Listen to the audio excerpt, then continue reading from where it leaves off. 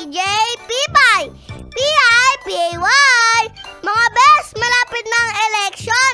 Ako po, di pa ako pwede magboto kasi bata pa po ako.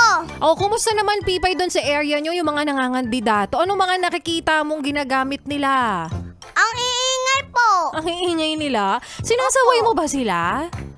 Hindi po. Bakit ayaw mo silang sawayan? Naiingayan si Pipay. Kasi po mas matanda sila sa akin. Very good naman ang Pipay. Ano bang nakikita mo mga dala nila kapag nag-iikot sila sa area nyo? Microphone po. Microphone? Tapos ano yung mga kulay ng mga damit na nakikita mong kumakandidato? Green. Green. Tsaka ano pa? Yun lang po. Yun lang po.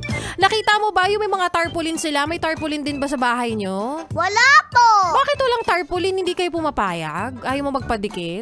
Kasi po skinita. Ay, skinita pala. O ano sasabihin mo, Pipay, dun sa mga nakikinig ngayon na boboto na? Ngayong week na to, ngayong darating na week. Vote wisely. Pag may pera, wag kukunin. Wag magpapauto. Correct. Huwag magpapauto talaga yung term, diba? Opo. Ay, very good naman talaga ang Pipay. Kapag ang Pipay ba tumakbo, anong gusto mong plataforma? Kapitan po. Ay, kapitan, kagad gusto mo? Opo. Grabe naman ang Pipay natin. Abangan namin yan, ha? Opo. Ito na mga beses, susunod namin kanta ni Pipay Zebiana by Skastakli dito sa iyong paboritong istasyon na kabonding, ang 101.1 Yes, the best! Yes, the best.